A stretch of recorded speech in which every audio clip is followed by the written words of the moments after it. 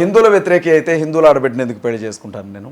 మా మామయ్య హిందూ, మా అత్త హిందూ, మా బావ హిందూ, మా చెల్లి హిందూ, వాళ్ళందరూ కూడా హిందూస్. వాళ్ళ బిడ్డని ఎందుకు పెళ్లి చేసుకుంటాను నేను? ఇవాళ కూడా మేము ఏమంటారునా ఇంటి దగ్గర వాళ్ళు పెట్టుకుంటారు కదా, అమ్మవారికి పెట్టుకోవడం అట్లా ఉంటారు కదా, కబురు చేస్తారు కులదేవతకి, అల్లుడు వచ్చి వెళ్ళండి అని చెప్పి. ఇప్పుడు నేను వ్యతిరేకనని ఎవరు చెప్పారు? నేను హిందువులకు వ్యతిరేకని కాదన్నా. మొదటి నుంచి కూడా హిందువులకు నేను మంచి స్నేహితుడినే. నేను గర్వంగా చెప్తాను, హిందుత్వవాదం పేరుతో జరుగుతున్నటువంటి ఉన్మాదానికి మాత్రమే నేను వ్యతిరేకిని. మీకు ఇంకో విషయం చెప్తున్నాను, జిహాద్ పేరుతో జరుగుతున్నటువంటి మారణకాండకి నేను వ్యతిరేకినే. క్రూసేడ్ పేరుతో ఎక్కడైనా క్రైస్తవులు ఎవరి మీద కన్నా ఫారిన్ కంట్రీస్లో వెళ్ళినా దానికి నేను వ్యతిరేకినే. మతం పేరుతో ఒక మనిషిని చంపొద్దు, వాడు క్రైస్తవుడా ముస్లిమా హిందువా అని చూడొద్దు. అక్కడ వాడొక మనిషి, అది చూడండి అని చెప్తున్నాను. వాడిని బతకనివ్వండి అని చెప్తున్నాను. స్వేచ్ఛగా వాడి మతాన్ని వాడు ప్రకటించుకునేవ్వండి, వాడి దేవుణ్ణి వాడు నమ్ముకునేవ్వండి, వాడి కష్టం వాడు పడుతున్నాడు, నువ్వు హేళన చేయొద్దని చెప్తున్నాను నేను. రిఫ్లెక్షన్ అనేది ఉండదన్న. ఇప్పుడు బొకడా బైబిల్ అన్నాడు రాధా మనోహర్ దాస్, లంజల పుస్తకం అని అన్నాడు. యేసుక్రీస్తు తల్లి మరియా వ్యభిచారం చేసి యేసుక్రీస్తుని కందే అన్నాడు. ఇదే మాట ఒక 20-30 ఛానళ్ళు లైవ్లు పెట్టుకొని మమ్మల్ని హేళన చేస్తూ ఉంటే ఆన్సర్ చెప్పొద్దన్న. అందులో భాగంగా నువ్వు బైబుల్ జోలికి వచ్చావు కాబట్టి నీ గ్రంథాల్లో ఏముందో మాట్లాడావు అంతే తప్ప బూతులు మాట్లాడాల్సమా? మీ పురాణాల్లో ఏముందో చెప్పావు అంతే. మేము ఇప్పుడు ప్రతి ఆదివారం చర్చికి వెళ్తామన్నా, చర్చిలో ఉండే ప్రతి ఒక్కరికి చెప్తాం మీ చేతుల్లో బైబిల్ ఉండాలి ఖచ్చితంగానే. మరి మీ గుడికి వచ్చిన ప్రతి ఒక్కళ్ళు కూడా మీరు పురాణాలు పంచొచ్చుగా, మీ గుడికి వచ్చిన అందరికీ భగవద్గీత రామాయణం ఇవ్వచ్చుగా. మీరెందుకు ఎవరన్నా? హిందువులందరిలో భగవద్గీత ఉండాలి, రామాయణం ఉండాలి, పురాణాలు ఉండాలి, వేదాలు ఉండాలి, తెలుగులో చదువుకునే అవకాశం ఉండాలి. ఉంటే అంటే మత ప్రచారం చేయడం మా సంస్కృతిలో లేదు కాబట్టి మేము ప్రచారం చేయడం. ప్రచారం కాదన్నా, నువ్వు ఒక హిందువి అని అంటున్నావు, నువ్వు ఒక బ్రాహ్మణ మతాన్ని నమ్మిన వ్యక్తివి, అప్పుడు నీ మత గ్రంథం నీ ఇంట్లో ఉండాలి కదా, ఎందుకు ఉండదు? ఉండదని మీరు ఎట్లా అనుకుంటున్నారు? ఎవరు ఉండదని మీరు ఎట్లా? ఇవాళ అందరు హిందువులు అన్న మా ఇంటికి వస్తారా మీరు? గుండెల మీద చేసుకో, మా ఇంటికి రండి, మీరు గుండెల మీద చేసుకొని చెప్పండి. ప్రతి క్రైస్తవుడి ఇంట్లో బైబిల్ ఉంటాయి, నా ఇంట్లో అతకంటే ఒక 10-15 బైబిల్ ఉంటాయి. ప్రతి క్రిస్టియన్ ఇంటికి వెళ్ళండి బైబిల్ ఉంటుంది. ప్రతి హిందూ ఇంటికి వెళ్ళి చూడండి ఎన్ని రామాయణాలు ఉన్నాయో అడగండి, భగవద్గీతలు ఎన్ని ఉన్నాయి, పురాణాలు ఎన్ని ఉన్నాయి. నీ గ్రంథం మా సంస్కృతి నీ గ్రంథంలో ఏముందో నీకు ఎలా తెలుస్తుంది? ఎవరు చెప్పారు చదవతలేరని? ఎవరు చదవట్లేదు. ఎవరు చెప్పారు? ఇప్పుడు ఏంటో తెలుసా, ఏ గరికపాటి నరసింహారావు ఇదే 10వ తరగతిలో రామాయణం గురించి ఏ రామాయణం గురించి, మీ బైబిల్ గురించి ఎక్కడ? వాల్మీకి రామాయణం గురించా, మొల్ల రామాయణం గురించా, లేకపోతే ఏ రామాయణం? 318 రకాల రామాయణాలు ఉన్నాయి. అందులో ఏ రామాయణం గురించి మీరు చదివారు? బైబిల్ అంటే బైబిల్ ఒకటే పుస్తకం, ఒకటే బైబిల్ గ్రంథం ఒకటే చాప్టర్ లేవు. అందులో 66 పుస్తకాలు ఉన్నాయి, లేదా 73 పుస్తకాలు ఉన్నాయి వేరే చోట. మాకు రామాయణం అని అంటే వాల్మీకి రాసిన రామాయణం అని చెప్తాను అన్న. ఇప్పుడు నేనేమంటున్నానంటే మీరు ఏ రామాయణం మీరు రాసుకోండి, రామాయణం నాకు ఇబ్బంది లేదు, కానీ మీరు చదవండి అంటున్నాను. మీరు చదివితే ఏమవుతుందంటే అందులో ఏముందో ప్రతి హిందూకు తెలుస్తుంది. అప్పుడు మేము హేళన చేస్తున్నామా, ఉన్న విషయాలే చెబుతున్నామా మీకు అర్థమైద్దని చెప్తున్నాను. నేను రామాయణాన్ని టార్గెట్ చేయట్లేదు, నేను అవి మీరు చదవాలి అంటున్నాను. బైబిల్ అట్లా మీరు మమ్మల్ని అడగొచ్చు మీరు బైబిల్ చదవండి అని. మేము ప్రతిరోజు చదువుతాం, ఉదయం చదువుతాం, మధ్యాహ్నం చదువుతాం, పడుకునేటప్పుడు చదువుతాం, ఖాళీగా ఉంటే గంటలు చదువుతాం. మీరు ఎన్నిసార్లు చదువుంటారు అట్లా? మీ పురాణాలు తెలుసుకోవాలి కదా, అసలు ఏముంది అందులో అనేది ఏముందో తెలుసుకోవాలి కదన్నా. ఏమీ తెలియకుండా నేను ధర్మ ప్రచారకుడిని అంటే అసలు నీ మత గ్రంథాలు ఏం చెప్పాయి? నీకేది ప్రామాణిక? ఒక బైబిల్ పట్టుకొని లేదంటే ఒక బ్లేజర్ వేసుకొని ఒక కోట్ వేసుకుంటే పాస్టర్ అయిపోతాడా, ఫాదర్ అయిపోతాడా? ఇదేనా మీ సంస్కృతి? ఒక్క విషయం చెప్పాలన్నా, సంస్కృతి అనేది ఆహార పద్ధతులకు సంబంధించిందో, కట్టుబట్టలకు సంబంధించిందో, ఆచార సాంప్రదాయాలకు సంబంధించిందో మాత్రమే కాదన్నా, అదొక జీవిత విధానం. అది సంస్కృతి. ఎవరి పద్ధతి వారుకుంటుంది. మేము ఉన్నామన్నా, క్రైస్తవులు ఉన్నాం, మా బైబిల్ ఏం చెబుతుంది అంటే మందు తాగొద్దు అని చెబుతుంది, త్రాగుబోతులకు పరలోక రాజ్యం లేదంటుంది, వ్యభిచరించొద్దు అంటుంది, కట్టుకున్న భార్యతో మాత్రమే కాపురం చేయి. ఇప్పుడు ప్రవీణ్ గారు చేసింది ఏది? ప్రవీణ్ పగడాల్ గారు చేసింది. మీరు ఆయన వ్యక్తిత్వాన్ని మీరు కూడా చంపాలనుకుంటే నేనేం చెప్పలేదు. అడుగుతున్నాను. 10 మంది రకరకాలుగా మాట్లాడటం మనుషుల నైజం. అది లోకుల్ని కాకులు అంటారు. ఇవాళ క్రైస్తవులు అంటేనే పళ్ళు పట్ట వాళ్ళు. అజయనా మీరు ఎట్లా మాట్లాడుతున్నారంటే అధికారికంగా ప్రభుత్వంలో పనిచేసే పోలీస్ వ్యవస్థనే ఈరోజు మీరు తప్పు పడుతున్నారు.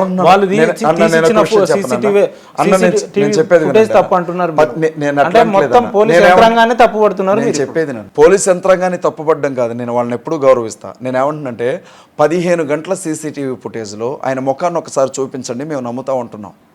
రామవరపాడు జంక్షన్ దగ్గర ఎలా చూపించే అవకాశం ఉందో నేను చెప్తా. హైదరాబాద్ నుంచి నువ్వు వస్తున్నావు అన్న, బండి మీద వస్తున్నావు, కారులో వచ్చావు, స్పృహ తప్పి పడిపోయావు, తల మీద హెల్మెట్ ఉంది, ముఖానికి మాస్క్ ఉంది. నేనేం చేస్తానంటే, కామన్ సెన్స్ ఉంది కదా, వెంటనే హెల్మెట్ తీసేసి మాస్క్ తీసి ముఖం మీద నీళ్లు కొడతాను.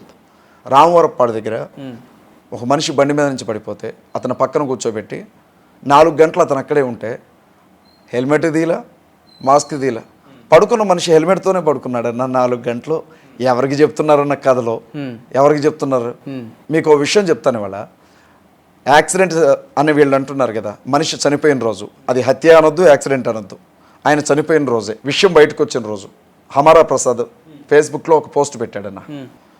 ఇక అనొద్దు కానీ ఏదో తప్పుడు మాట అన్నాడు, పగల తాగి గుద్దుకొని చచ్చాడు, పోస్ట్ మార్టం రిపోర్ట్లో ఇదే వచ్చింది చూసుకోండి కావాలంటే అన్నాడు.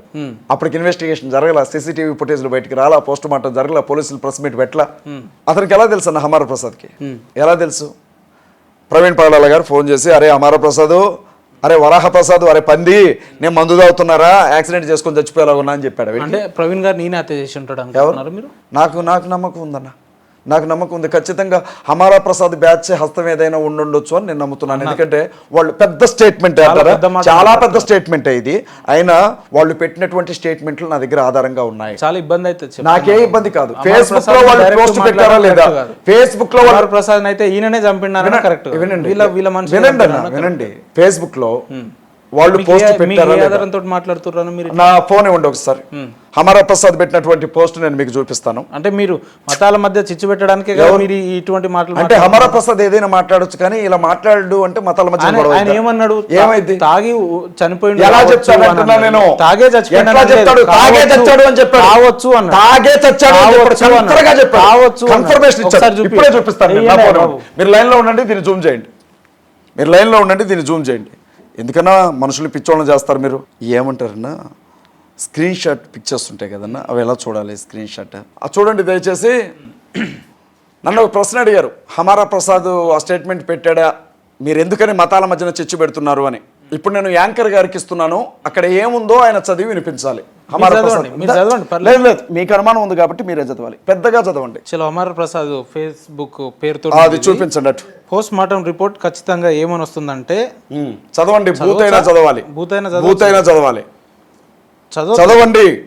గుద్ద బలగా తాగి బండి కంట్రోల్ కాకపోవడంతో చచ్చాడని వస్తుంది అని పెట్టాడు. ఎప్పుడు పెట్టాడు?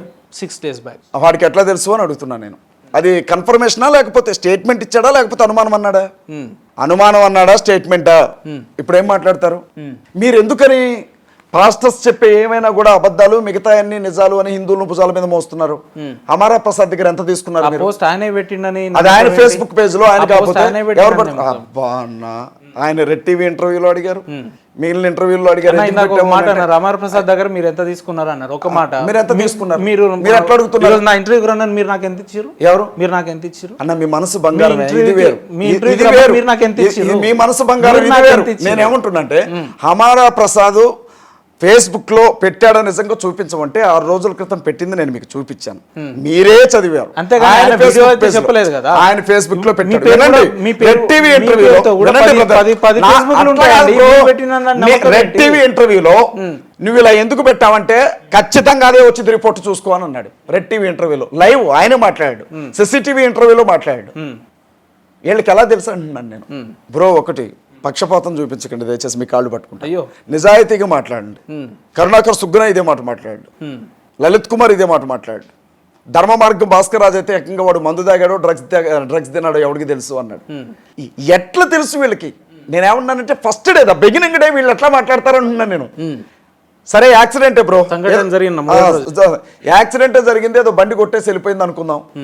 కానీ అది ఖచ్చితంగా మందు తాగి, కడుపు నిండా తాగి, ఆ మాట కూడా ఇంకా భయంకరంగా అన్నాడు. మీరు చదివారు, చచ్చుంటాడు కన్ఫర్మ్, ఇది చూసుకోండి అని ఎలా అంటున్నాడు? వీడికి తెలియకపోతే చెప్పండి, అలా అంటారు ఎవరైనా?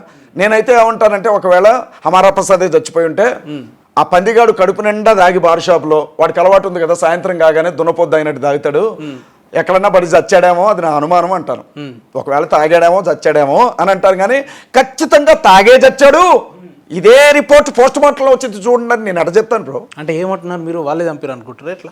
నాకు అనుమానం ఉంది బ్రో, మళ్ళీ వాళ్ళే చెప్పారండి. నేను ఐజీ గారినా లేకపోతే ఎస్పీనా నా అంతటి నేను కేసు ఫైల్ చేస్తున్నాను కదా, నాకే అంత అధికారం ఉంటే అమర ప్రసాద్ని ఇప్పటికల్లా ఈడ్చుకొచ్చి గొడ్డలు ఓడదీసి స్టేషన్ లోపల కూర్చోబెట్టి చెక్కలెక్కిద్దును నేను. ప్లీజ్ అన్న, బూతులు మాట్లాడకండి మీరు. బూతులే ఉంది ఈ రకంగా కాదన్నా, మాట్లాడరు. మీరు బూతులే ఉంది బూతులే ఉంది అంటున్నా. బూతులు మాట్లాడుతున్న పాస్టర్ లెక్క అమర ప్రసాద్ మీకు పురాణం చెప్పాడా?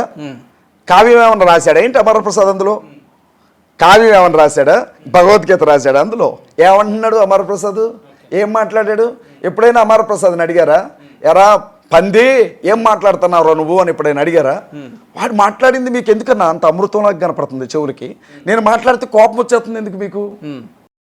ఎందుకు మీకు అంత అవసరం ఎందుకు వస్తుంది మరి వారి పేరు చెప్పంగానే? అమర అన్న ఒక విషయం చెప్పనా, ఆ కామెంట్ పెట్టిన తర్వాత మళ్ళీ నా కోసం ఒక కామెంట్ పెట్టాడు, అది కూడా మీకు ఇస్తాను, ఇప్పుడు మీరు చదవాలి. మీరంతా నాతోనే చదివిస్తున్నారు కదా. ఎందుకంటే మరి అజయ్ బాబు అబద్ధం చెప్తే ఫేస్బుక్లో అని అంటే పాపం ఏదో ఇబ్బంది అయిపోయింది. ఫేస్బుక్లో అమర ప్రసాద్ కాదు, అమర ప్రసాద్ కోసం ప్రత్యేకంగా స్టూడెంట్ అండి, నాకు తెలుగు పెద్దగా రాదు. తెలుగు వచ్చిన వాళ్ళతోనే చదివిద్దామే, అట్లంటే ఎట్లా చెప్పు? ఇంకో అమర ప్రసాద్ని కొంచెం వెనకేసుకొని వచ్చిండ్రు, మంచిది మీ అభిమానం, మీరు హిందువు కాబట్టి. ఇప్పుడు నేను దయచేసి వెనకేసుకొచ్చి అనవద్దు, మేమంతా నిష్పక్షపాతంగా ప్రజల వైపు నిలబడతామండి. మీరందరూ నిష్పక్షపాతంగా నిలబెట్టోళ్ళే అన్న, మధ్యలో నేనే అటు ఇటు కాకుండా నిలబెట్టోండి. ఇదిగో అమర ప్రసాద్, గౌరవనీయులైన అమర ప్రసాద్ గారు పెట్టినటువంటి ఇది ఒకసారి చదవండి, చదవండి దయచేసి. అమర ప్రసాద్ పెట్టింది 17 hours బ్యాక్ అని ఉంది, చదవండి, పెద్దగా చదవండి దయచేసి, ఏం పర్వాలేదు, బూతులైనా పర్లేదు, నేను పడతాను, నాకు అలవాటే. అరే పిచ్చి కుక్క అజయ్గా, నీకు త్వరలోనే కత్తి మహేష్ ప్రవీణ్ పగడాలకు పట్టిన దుస్థితి వస్తుందిరా. ఖురాన్ మీద, అల్లా మీద, ముస్లిం మహిళల మీద నోటికొచ్చినట్టు మాట్లాడిన ప్రవీణ్ పగడాలను బహిరంగంగా చంపేస్తామని బెదిరించిన ముస్లింలకు పవిత్రమైన రంజాన్ పండుగ ఉన్నందువల్ల వాళ్ళు ప్రవీణ్ పగడాలను చంపే అవకాశం లేదట. కానీ హిందువులు మాత్రం మతోన్మాదులట చంపే అవకాశం ఎక్కువ ఉందట. అరే గజ్జి కుక్క, అన్నం తింటున్నావా పెండ తింటున్నావా రా బేవస్ నా కొడక. చదవండి, ఇబ్బంది ఏం లేదు. మీకు ఏమైనా ఉంటే చదవండి ప్లీజ్. ఆయన పెట్టిండి ఎవరు పెట్టి ఒక ప్రొఫెషనల్ యాంకర్, ఎందుకంటే చివరి వరకు చదవండి, ఎందుకంటే అతను ఏమన్నాడు మీకు తెలియదు. వాడు గుద్ద వలగదాగి బండి కంట్రోల్ చేసుకోలేక స్లిప్ అయి చనిపోయాడా, యాక్సిడెంట్ అయి చనిపోయాడా, లేక ఎవరైనా మర్డర్ చేశారనేది తేల్చాల్సింది పోలీస్ డిపార్ట్మెంట్ రా గజ్జి కుక్క. మరి చచ్చిపోయిండని సరే చదవండి. అలా కాకుండా చెక్క మీద వేలాడిన శవం వచ్చి నీకేమైనా చెప్పిందారా? ఇలా అడ్డదిడ్డంగా నోటికి వచ్చినట్టు మాట్లాడే కత్తి మహేష్ గాడు, ఈ ప్రవీణ్ పగడాల గాడు గాల్లో కలిసిపోయారు. ఈ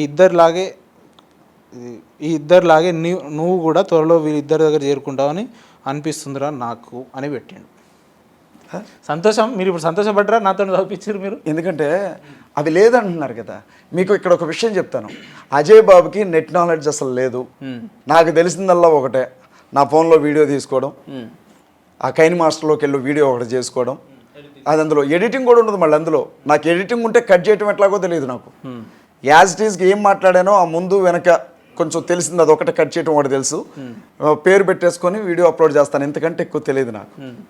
నా అదృష్టం ఏంటంటే ఇవి యూట్యూబ్ కమ్యూనిటీలో షేర్ చేశాను కాబట్టి ఉన్నాయి, లేకపోతే ఇప్పుడు మీకు చూపించకపోతే మీరు అబద్ధమే అందరూ.